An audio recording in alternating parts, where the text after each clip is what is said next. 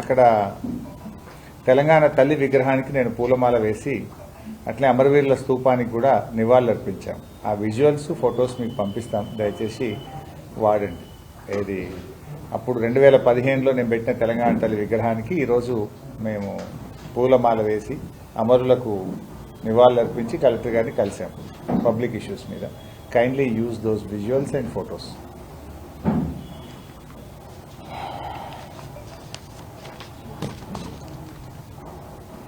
So మిత్రులందరికీ నమస్కారం.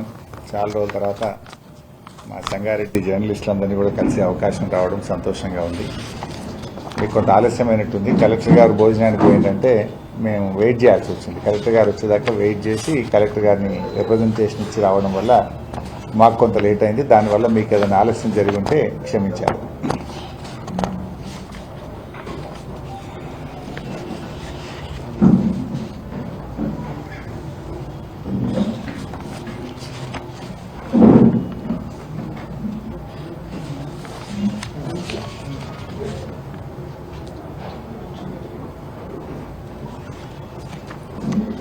ఈ మధ్య గౌరవనీయులు మన రాష్ట్ర ముఖ్యమంత్రి గారు రేవంత్ రెడ్డి గారు తెలంగాణ ఉద్యమం గురించో తెలంగాణ రాష్ట్ర ఏర్పాటు గురించి ఆయన మాట్లాడడం వింటే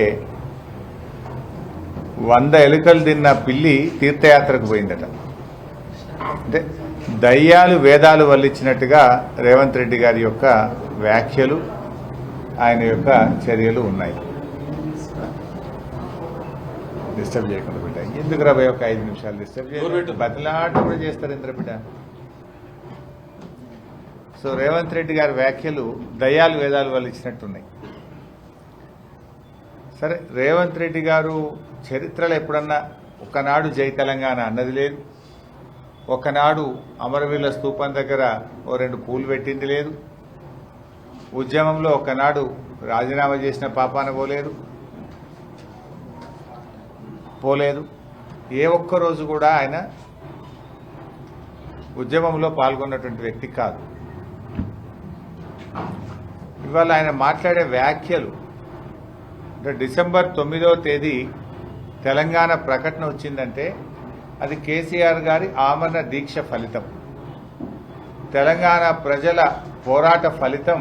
డిసెంబర్ 9, 2009 తెలంగాణ రాష్ట్ర ఏర్పాటు ప్రకటన.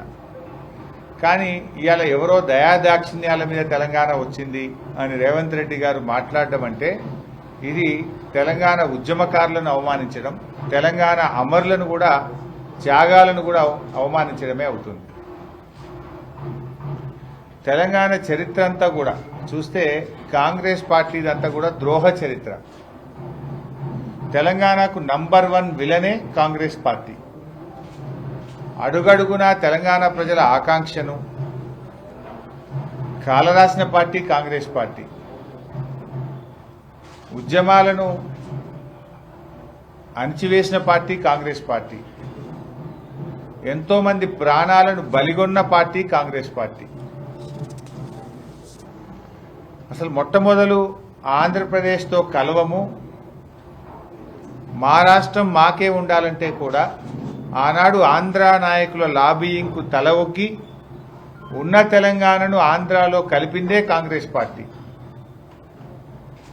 60 ఏళ్లు తెలంగాణ ప్రజలు అనుభవించిన గోస, కష్టం, జరిగిన అన్యాయానికి బాధ్యత కాంగ్రెస్ పార్టీది.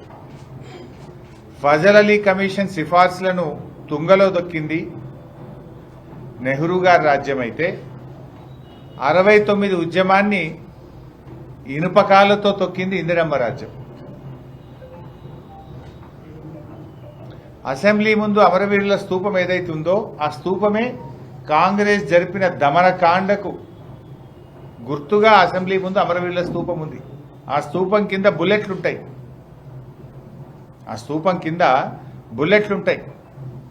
1969 ఉద్యమంలో 369 మందిని కాంగ్రెస్ పార్టీ కాల్చి చంపితే ఆ కాంగ్రెస్ యొక్క దమనకాండ, కాంగ్రెస్ పొట్టన పెట్టుకున్న 369 మందికి సూచికగానే ఇవాళ అసెంబ్లీ ముందు అమరవీరుల స్తూపం ఉన్నది.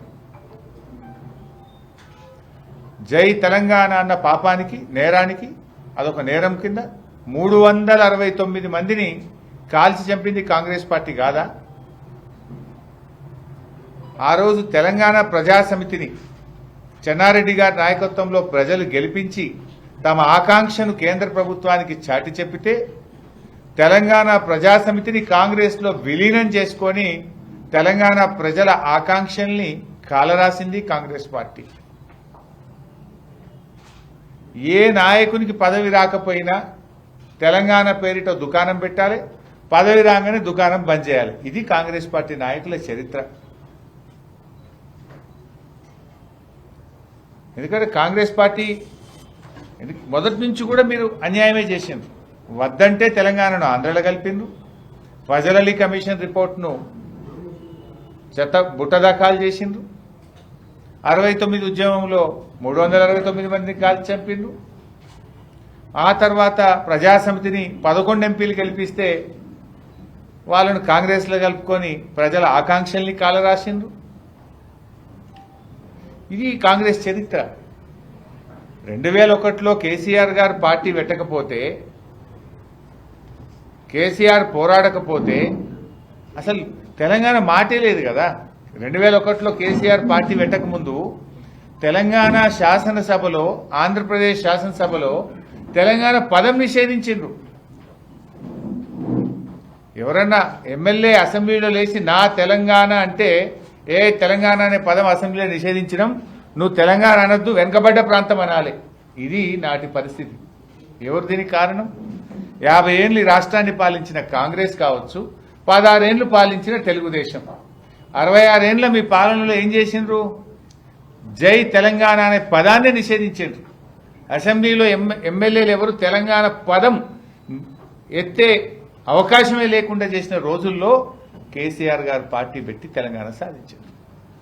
కేసీఆర్ పార్టీ పెట్టకపోతే అసలు తెలంగాణ పదమే లేదు కదా. తెలంగాణ రాష్ట్రం ఎక్కడిది?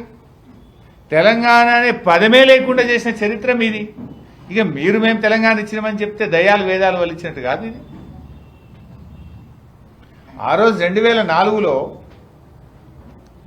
ఇదే టీఆర్ఎస్ పార్టీతోని కాంగ్రెస్ పొత్తు పెట్టుకొని మీకు తెలంగాణ ఇస్తామని నమ్మబలికింది. కేసీఆర్ గారు నేను కేంద్ర ప్రభుత్వంలో చేరను అంటే కామన్ మినిమం ప్రోగ్రాంలో పెడుతున్నాము తెలంగాణ, రాష్ట్రపతి నోట ఉభయ సభల్లో చెప్పిస్తాం, మీకు తెలంగాణ ఇస్తామని కేసీఆర్ గారికి హామీ ఇస్తే కేంద్ర కేబినెట్లో చేరారు. తర్వాత జరిగింది ఏందో మనందరికి తెలుసు. తెలంగాణ ఇయ్యకపోగా టీఆర్ఎస్ ఎమ్మెల్యేలను ఒక్కరినొక్కరిని కాంగ్రెస్ పార్టీలో చేర్చుకునే ప్రయత్నం చేసిండ్రు. ఉద్యమాన్ని కాలరాసే ప్రయత్నం చేసిండ్రు. కామన్ మినిమం ప్రోగ్రాంలో పెట్టి ప్రణబ్ ముఖర్జీ గారితో కమిటీ చేసిండ్రు కన్సెన్సస్ తేవడానికి. కానీ కాంగ్రెస్ పార్టీ కానీ ప్రణబ్ ముఖర్జీ గారు కానీ కన్సెన్సస్ కోసం ఏం ప్రయత్నం చేయలేదు. కానీ కేసీఆర్ గారు కేంద్రంలో మంత్రిగా ఉండి ఆయన చేసిన పని తెలంగాణ పని. ఆర్ఎస్ఎస్ ఆఫీస్ నుంచి ఆర్ఎస్యు ఆఫీస్ దాకా గల్లీ గల్లీ తిరిగి 32 రాజకీయ పార్టీలను ఈ దేశంలో ఒప్పించి మెప్పించి తెలంగాణకు అనుకూలంగా లేఖలు తెచ్చి ప్రణబ్ ముఖర్జీ గారికి సబ్మిట్ చేసింది కేసీఆర్. కాంగ్రెస్ తెచ్చింది ఎక్కడన్నా? 32 రాజకీయ పార్టీలను ఒప్పించి తెలంగాణకు అనుకూలంగా లేఖలు తెప్పించింది కేసీఆర్ కాదా? ఇది చరిత్రలో లేదా? మేమేమో దేశ రాజకీయ వ్యవస్థను ఒప్పించే ప్రయత్నం కేసీఆర్ గారు చేస్తే, ఇక రాజశేఖర రెడ్డి గారు ముఖ్యమంత్రిగా ఉండేవారు. ఏ తెలంగాణ ఇస్తేందుకు ఏమైనా సిగరెట్టా బీడా? 100 కోట్ల మంది ఒప్పుకుంటే తెలంగాణ, హైదరాబాద్ పోవాలంటే పాస్పోర్ట్ వీసా కావాలి. ఈ రకంగా రెచ్చగొట్టే చర్యలు చేసింది కాంగ్రెస్ పార్టీ. అయినా కేసీఆర్ గారు ఆయన ఓపికతో ఒక్కొక్క పార్టీని తెలంగాణ గోస, తెలంగాణ బాధను చెప్పి 32 రాజకీయ పార్టీలను ఒప్పించి ప్రణబ్ ముఖర్జీ గారి కమిటీకి రిపోర్ట్ సబ్మిట్ చేశాం. అయినా కేంద్ర ప్రభుత్వం తెలంగాణ ఇవ్వలే. చివరికి కేసీఆర్ గారు కేంద్ర మంత్రి పదవికి, ఎంపీ పదవికి కూడా రాజీనామా చేసి మళ్లీ ఉద్యమానికి శ్రీకారం చుట్టిండ్రు కేసీఆర్ గారు. మీరు 5 ఏళ్ల అధికారంలో ఉన్నా, కామన్ మినిమం ప్రోగ్రాంలో పెట్టినా, రాష్ట్రపతి నోట ఉభయ పార్లమెంట్ సభల్లో చెప్పినా, దేశంలోని 32 రాజకీయ పార్టీలు ఒప్పుకున్నా తెలంగాణ ఇయ్యకుండా మోసం చేసిన పార్టీ కాంగ్రెస్ కాదా? ఒకవేళ మీరు ఆ రోజే తెలంగాణ ఇచ్చుంటే ఎందుకు ఇంతమంది పిల్లలు బలిదానాలు చేసుకునేవాళ్ళు? ఎందుకు ఇన్ని చావులకు కారణం? కాంగ్రెస్ పార్టీ కాదా ఈ చావులకు కారణం? ఇచ్చిన మాట ప్రకారంగా 2004 నుంచి 9 దాకా మీరు అధికారంలో ఉన్నారు. దేశ రాజకీయ వ్యవస్థ ఒప్పుకున్నది. మీరు ప్రజలకు మాట ఇచ్చారు. టీఆర్ఎస్తో పొత్తు పెట్టుకొని తెలంగాణ ఇవ్వకుండా దీన్ని ఎగబెట్టింది కాంగ్రెస్ కాదా? చివరికి మళ్ళీ కేసీఆర్ గారు అయితే నా శవయాత్ర లేకపోతే తెలంగాణ జైత్రయాత్ర అని ఆయన బయలుదేరినాడు. ఆమరణ నిరాహార దీక్ష ప్రకటించిండు కేసీఆర్. కేసీఆర్ చచ్చుడో తెలంగాణ వచ్చుడో అనేటువంటి నినాదంతో ఆమరణ నిరాహార దీక్షకు కూర్చున్నాడు కేసీఆర్. ఆ దీక్షకు కూడా కూర్చోనీయకుండా కేసీఆర్ను అరెస్ట్ చేసి తెలంగాణ ఉద్యమం లేదని ఆంధ్ర సరిహద్దుల్లో ఖమ్మం జైల్లో పెట్టింది కూడా కాంగ్రెస్ పార్టీయే కదా. ఖమ్మం తీసుకపోతే తెలంగాణ ఉద్యమం ఉండదు, తెలంగాణ రాకుండా చేయొచ్చు అని ఖమ్మం జైల్లో కేసీఆర్ను పెట్టింది కూడా కాంగ్రెస్ పార్టీయే కదా. జైల్లో పెట్టిన నిరాహార దీక్ష కొనసాగి 11 రోజులు ప్రాణం సహితం వదలడానికి సిద్ధపడి కేసీఆర్ యొక్క పోరాట ఫలితం కదా డిసెంబర్ 9వ తేదీ ప్రకటన. డిసెంబర్ 9 ప్రకటన. ఆ రోజు నేను కేసీఆర్ గారితో ఉన్నా. ఢిల్లీ నుంచి చిదంబరం గారు మన ఆచార్య జయశంకర్ సార్కి ఫోన్ వచ్చింది. మేము ప్రకటన చేస్తాం, కేసీఆర్ గారిని దీక్ష విరమించండి అని. ఉత్తుత ప్రకటన అయితే ఒప్పుకోము, తెలంగాణ రాష్ట్ర ఏర్పాటు ప్రక్రియ ప్రారంభమైంది అని చెప్తేనే దీక్ష విరమిస్తా అన్నాడు కేసీఆర్. 2-3 సార్లు మాట్లాడిన తర్వాత మీరే రాసి పంపండి జయశంకర్ గారు అంటే, జయశంకర్ గారు కేసీఆర్ గారి సూచనలతో తెలంగాణ రాష్ట్ర ఏర్పాటు ప్రక్రియ ప్రారంభమైంది అని ఇంగ్లీష్లో ఆయన రాసిచ్చిన దాన్నే రాత్రిపూట చిదంబరం గారు ఢిల్లీలో ప్రకటన చేశారు. మరి ఇప్పుడు తెలంగాణ తెచ్చింది కేసీఆరా ఇంకెవరో సానుభూతితో ఇచ్చిండ్రా? నవంబర్ 29 లేకపోతే డిసెంబర్ 9 ప్రకటన లేదు. డిసెంబర్ 9 ప్రకటన లేకపోతే జూన్ 2వ తేదీ తెలంగాణ రాష్ట్రం ఏర్పడదు. అంటే కేసీఆర్ దీక్ష ఫలితం, తెలంగాణ ప్రజల పోరాట ఫలితం తెలంగాణ రాష్ట్రం. అసలు మీరు రాజీనామా చేయలే కదా. ఇవాళ సూసైడ్ నోట్స్ కూడా ఇక్కడ నేను తెచ్చాను. కాంగ్రెస్ ఎమ్మెల్యేలు రాజీనామా చేయలేదని, తెలుగుదేశం ఎమ్మెల్యేలు రాజీనామా చేయలేదని ఎంతో మంది పిల్లలు పాపం చనిపోయింది. ఈ రేవంత్ రెడ్డి ఆ రోజు తెలుగుదేశం ఎమ్మెల్యేగా ఉండి రాజీనామా చేయమంటే చేయకుండా పారిపోయినటువంటి వ్యక్తి తెలంగాణ ఉద్యమం కోసం. ఆ రోజు చంద్రబాబు నాయుడును నిలదీస్తుంటే ఎవడ్రా మా చంద్రబాబు నాయుడు నిలదీసేది అని తుపాకీ పట్టుకొని బయలుదేరిన రైఫిల్ రెడ్డి రేవంత్ రెడ్డి. మాట మార్చిన చంద్రబాబు నాయుడును తెలంగాణ ప్రజలు ఎక్కడికక్కడ నిలదీసిండ్రు. నిరసిస్తే ఎవడ్రా అడ్డుకునేదని తుపాకీ పట్టుకొని బయలుదేరింది ఈ రైఫిల్ రెడ్డి కాదా? నిజంగా తెలంగాణ 2004లో ఇచ్చిన మాట ప్రకారం సోనియా గాంధీ గారు తెలంగాణ ఇచ్చుంటే ఒక్క బిడ్డ ప్రాణం కూడా పోయి ఉండేది కాదు కదా. కరెక్ట్గా 15 ఏళ్ళు ఇవాళకి, అంటే మొన్న డిసెంబర్ 9కి 15 ఏళ్ల కింద చిదంబరం గారి ప్రకటన వచ్చిందంటే అది కేసీఆర్ దీక్ష ఫలితం. ఆ ప్రకటన కేసీఆర్ గారి సూచనలతో జయశంకర్ గారు తన స్వహస్తాలతో రాసినటువంటి ప్రకటన ఆ రోజు ఢిల్లీ నుంచి వచ్చింది. నవంబర్ 29 లేకపోతే డిసెంబర్ 9 లేదు, డిసెంబర్ 9 లేకపోతే జూన్ 2వ తారీఖు లేదు. ఇది చరిత్ర సాటుతున్నటువంటి సత్యం. ఈ సత్యాన్ని ఏమార్చాలని వెకిలి మకిలి ప్రయత్నం చేస్తా ఉన్నారు. ఏదో సోనియా గాంధీ గారు దయతలిచి తెలంగాణ ఇచ్చిందట. దయతలిచి తెలంగాణ ఇచ్చేది ఉంటే కాంగ్రెస్ పార్టీ అసలు తెలంగాణను ఆంధ్రలో కలపది.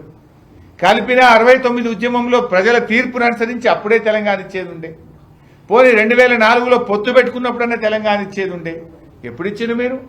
కేసీఆర్ దీక్ష చేసి విద్యార్థులు, ప్రజలు, సమస్త తెలంగాణ 3 కోటి ప్రజలు రోడ్ల మీదకి వస్తే ఇంకా తప్పని పరిస్థితుల్లో ఇచ్చింది. దీని ఎట్లా ఉందంటే సోనియా గాంధీ గారు దయతలిచి ఇచ్చింది అని రేవంత్ రెడ్డి మాట్లాడే మాటలు వింటే నాకు ఒకటి గుర్తొస్తా ఉంది.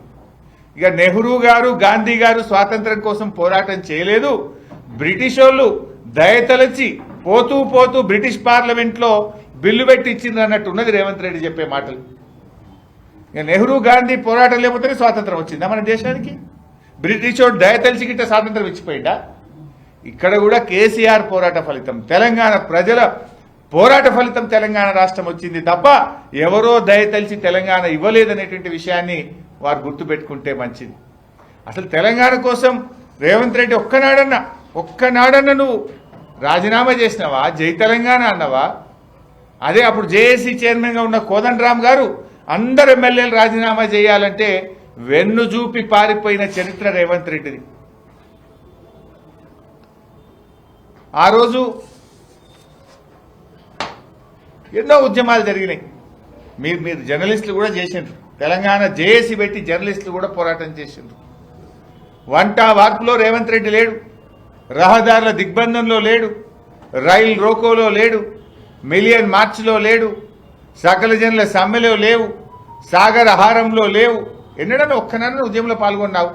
నువ్వు ఎంత తక్కువ మాట్లాడితే అంత మంచి తెలంగాణ గురించి రేవంత్ రెడ్డి. నువ్వెంత ఎక్కువ మాట్లాడితే నీ యొక్క ద్రోహ చరిత్ర, ఆ రెండు కళ్ళ సిద్ధాంతి సేవలో నువ్వు ఉన్న పాత జ్ఞాపకాలన్నీ మాకు గుర్తొస్తున్నాయి. అసలు తెలంగాణ గురించి మాట్లాడే నైతిక హక్కే రేవంత్ రెడ్డికి లేదు. ఏం చేసినావు నువ్వు తెలంగాణ ఉద్యమం కోసం? ఒక్క కేసు అయినా ఉన్నది అని మీద? మా మీద 350 కేసులు ఉండే ఆ రోజు. 350 కేసులు ఉండే మా మీద. అరెస్ట్ అయ్యి జైళ్లలో ఉన్నాం మేము ఆ రోజు.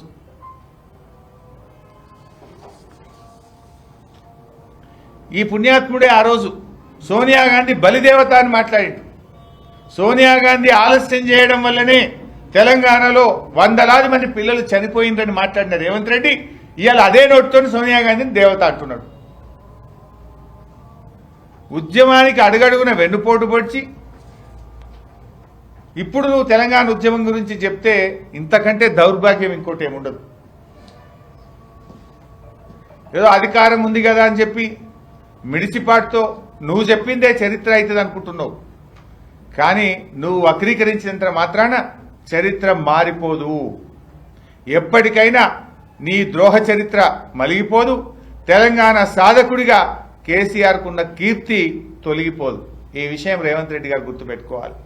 నువ్వేదో తెలంగాణ తల్లి విగ్రహాన్ని మార్చి ఇక దాన్ని ఇనాగ్రేషన్ చేసి తెలంగాణ మేమే తెచ్చినాం మేమే చేసినామని మాట్లాడితే ప్రజలంత అమాయకులు కాదు కదా.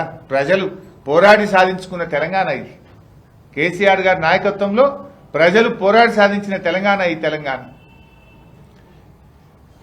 రేవంత్ రెడ్డి గారు అసలు తెలంగాణ తల్లి విగ్రహమే ఎక్కడ పెట్టలేదు అధికారికంగా అని మాట్లాడినారు. నిన్న మన సంగారెడ్డి జిల్లాలో పెట్టినాం కదా బైసాబ్. ఇగో జూన్ 2, 2015 మన సంగారెడ్డి కలెక్టరేట్లో ఆ రోజు రాహుల్ బొజ్జా కలెక్టర్, ప్రస్తుతం ఇరిగేషన్ ప్రిన్సిపల్ సెక్రటరీగా ఉన్న రాహుల్ బొజ్జా గారు ఆ రోజు మన జిల్లా కలెక్టర్. మన సంగారెడ్డి కలెక్టరేట్లో తెలంగాణ తల్లి విగ్రహాన్ని అధికారికంగా పెట్టినాం ఆ రోజు జూన్ 2, 2015 సంవత్సరం. అందులో మదన్ రెడ్డి గారు ఎమ్మెల్యే గారు ఉన్నారు, అప్పటి ఎమ్మెల్యే గారు. చింత ప్రభాకర్ ఎమ్మెల్యే గారు ఉన్నారు, బాబు మోహన్ ఎమ్మెల్యే గారు ఉన్నారు ఆ రోజు ఫోటోలో. ఇది అధికారికంగా రాష్ట్ర ప్రభుత్వం తరఫున ఆ రోజు రాష్ట్ర ఆవిర్భావ దినోత్సవ సందర్భంగా ఆ రోజు తెలంగాణ తల్లి విగ్రహాన్ని సంగారెడ్డి కలెక్టరేట్లో పెట్టాం కదా. అంటే ఇప్పుడు ఈ విగ్రహాలు తొలగిస్తావాను? లక్షల విగ్రహాలు ఉన్నాయి ఈరోజు. గ్రామాన తెలంగాణ తల్లి విగ్రహాలు ఉన్నాయి. దేశ విదేశాల్లో తెలంగాణ విగ్రహాలు ఉన్నాయి. అంటే ఇవన్నీ తొలగిస్తావా రేవంత్ రెడ్డి గారు? ఆ రోజు ఇది ఇనాగ్రేషన్ ఫోటో. అమరవీరుల స్తూపం కూడా పెట్టినాం మన కలెక్టరేట్లో. అమరుల స్తూపం పెట్టినాం, తెలంగాణ తల్లిని ఆవిష్కరించినాం. ఈవెన్ కేసీఆర్ గారు కూడా జూన్ 22, 2023 నాడు మన అమరుల స్మారక చిహ్నం ప్రారంభం చేసిన రోజు కూడా తెలంగాణ తల్లి కాంస్య విగ్రహాన్ని, దగదగలాడే తెలంగాణ తల్లి కాంస్య విగ్రహాన్ని సెక్రటరియట్ ఎదురుగా అమరుల స్మారక చిహ్నంలో కూడా పెట్టడం జరిగింది. ప్రపంచంలో ఎవరు కూడా ఇట్లా తల్లులు, ఇప్పుడు కర్ణాటక మనకి ఇంతకుముందు మన రాష్ట్రంలో కూడా తెలుగు తల్లి ఉండే. తెలుగు తల్లి మరి కాంగ్రెస్ పోయి తెలుగుదేశం వచ్చింది, తెలుగుదేశం పోయి కాంగ్రెస్ వచ్చింది. ఎవరు తెలుగు తల్లిని మార్చలే కదా. కన్నడ తల్లిని ఎవరు మార్చలే కదా. తమిళ తల్లిని ఎవరు మార్చలే కదా. భారత మాతను ఎవరు మార్చలే కదా. ఇప్పుడు నెహ్రూ గారు పెట్టిందని భారత మాతను ఇందిరాగాంధీ పెట్టిందని గిట్ట బీజేపీలో వచ్చినాక మార్చిండ్రా? నువ్వు మార్చాల్సింది ప్రజల బతుకుదెరువు. మార్పు అన్నావు. నువ్వు చెప్పే మార్పు ఇదేనా? ఏం మార్పు తెచ్చినావు నువ్వు ఆ రోజు తెలంగాణ ప్రజల జీవితాల్లో మార్పు తెస్తాను. ఏం మార్పు తెచ్చినావు? నువ్వు తెచ్చిన మార్పు ఏంటంటే రైతు బంధు పెట్టినావు, కేసీఆర్ కిట్లు బంధు పెట్టినావు, బతుకమ్మ చీరలు బంధు పెట్టినావు, చెరువులల్లో చేపలేసుడు బంద్ పెట్టినావు, దళిత బంధు పెట్టినావు, బీసీ బంధును బంద్ పెట్టినావు. నువ్వు తెచ్చిన మార్పు ఏంటంటే విద్యార్థులు రెసిడెన్షియల్ గురుకుల పాఠశాలల్లో వేల సంఖ్యలో దవాఖాన పాలు, 49 మంది పిల్లలు చనిపోవడం. ఇది నువ్వు తెచ్చిన మార్పు. నువ్వు తెచ్చిన మార్పు ఏంది? టీజీవై టీఎస్ పెట్టుడో తెలంగాణ తల్లిని మార్చడో కాదు కదా తెలంగాణ ప్రజల జీవితాల్లో మార్పు. నువ్వు ఏం మార్చినా నీ తెలంగాణ ఉద్యమ చరిత్ర రాస్తే రేవంత్ రెడ్డిది ద్రోహ చరిత్ర మాత్రమే. నీకంటూ ఒక పేజీ పెడితే నువ్వు తెలంగాణ ఉద్యమాన్ని ఎట్లా వెన్నుపోటు పొడిచినావు, ఎట్లా ద్రోహం చేసినావనే నీ పేజీ ద్రోహ చరిత్రనే ఉంటుంది.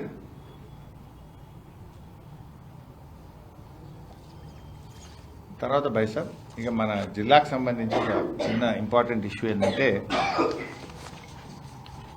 కొంచెం పబ్లిక్ ఇష్యూస్ బైసాబ్ కొంచెం మంచిగా జిల్లా పేజీలో కూడా ప్రముఖంగా ఇవ్వాలని మా రిక్వెస్ట్. ఈరోజు మేమందరం ఈ వేదిక మీద ఉన్న ముఖ్య నాయకులము, గౌరవనీయులు మా జిల్లా పార్టీ అధ్యక్షులు సంగారెడ్డి ఎమ్మెల్యే చింతా ప్రభాకర్తో కలిసి సంగారెడ్డి కలెక్టర్ గారికి ఒక రిప్రజెంటేషన్ ఇచ్చాము. ఇప్పుడే ఆవిడకి ఇచ్చిన కాపీ ఇది. కలెక్టర్ గారికి ఒక రిప్రజెంటేషన్ ఇచ్చి పలు అంశాల మీద కలెక్టర్ గారికి చెప్పడం జరిగింది. ఒకటి, కొన్ని అంశాలేమో కలెక్టర్ గారే పరిష్కారం చేయదగినవి ఉన్నాయి, కొన్ని ఏమో ప్రభుత్వం దృష్టికి తీసుకుపోయి వెంటనే మా బీఆర్ఎస్ పార్టీ తరఫున ఈ జిల్లాలో ఉండేటువంటి రాష్ట్ర వ్యాప్తంగా ఉండేటువంటి సమస్యల్ని ప్రభుత్వం దృష్టికి తీసుకుపోవాలి, వీటిని పరిష్కరించాలని చెప్పి కలెక్టర్ గారికి మెమోరాండం ఇవ్వడం జరిగింది. ఆ మెమోరాండంకి వెళ్లే సందర్భంలోనే గతంలో 2015లో మేము పెట్టిన తెలంగాణ తల్లికి పూలమాల వేసి అక్కడ అమరుల స్తూపానికి అమరులందరికీ కూడా నివాళులు అర్పించి మేము కలెక్టర్ గారికి మెమోరాండం ఇవ్వడం జరిగింది. అయితే ముఖ్యంగా మన సంగారెడ్డి జిల్లాకు సంబంధించి Basaveshwara Sangameshwara lift irrigation project పనులు నిలిపివేయడం జరిగింది.